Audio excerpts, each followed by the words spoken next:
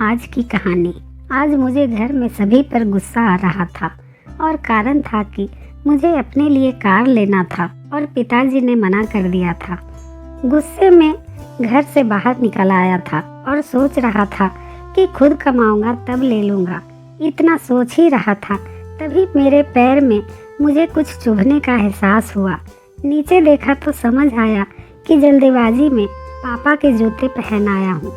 उन जूतों में कील उभरी हुई थी जो मेरे पैर में बार बार चुभ रही थी, लेकिन उस समय गुस्सा अधिक था तो मैं बड़बड़ाते हुए आगे बढ़ गया। एकाएक मुझे याद आया कि मैं पापा का पर्स भी साथ ले आया हूँ।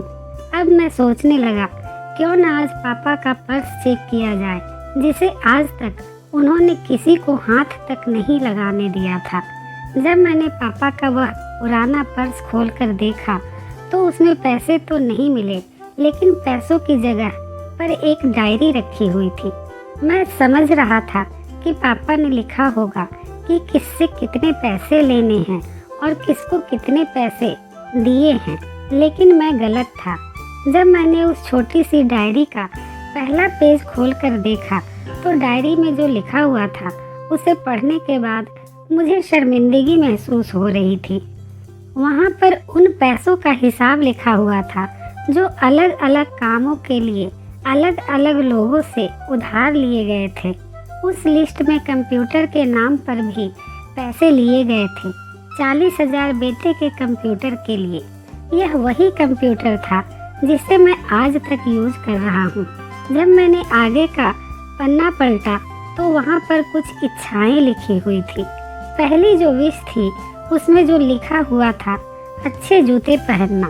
यह बात मेरी कुछ समझ नहीं आई।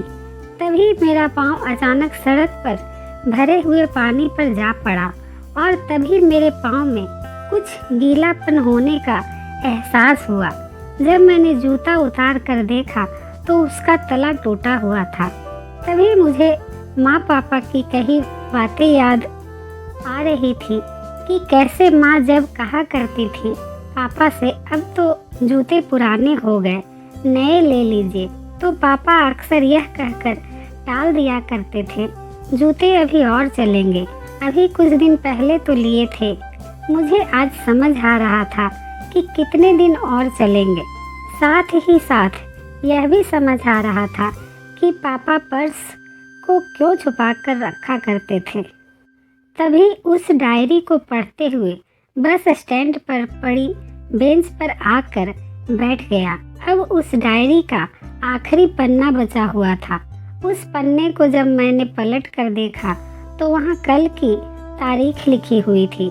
तारीख के नीचे लिखा हुआ था कार के लिए उधार। बस इतना पढ़ा और दिमाग सन्न रह गया।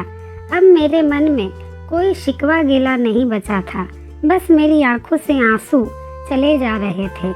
मैं जल्दी से घर की तरफ भागा, लेकिन जूतों की वह कील पाँव में अब तक घाव बना चुकी थी।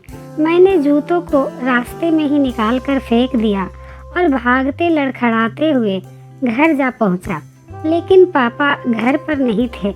मैं समझ गया कहाँ थे। मैं सीधे एजेंसी पहुंचा। मैंने पापा को दौड़कर गले लगा लिया और कहा मुझे कुछ नहीं चाहिए। मेरी आंखों से आंसू रुकने का नाम ही नहीं ले रहे थे। पापा को समझ नहीं आ रहा था आखिर हो क्या रहा है, मैं क्यों रो रहा हूँ। मैंने पापा से कहा आप अपने लिए जूते ले लीजिए। अब आज से मैं जो भी करूँगा अपनी मेहनत से अपने बलबूते पर पढ़ कर करूँगा।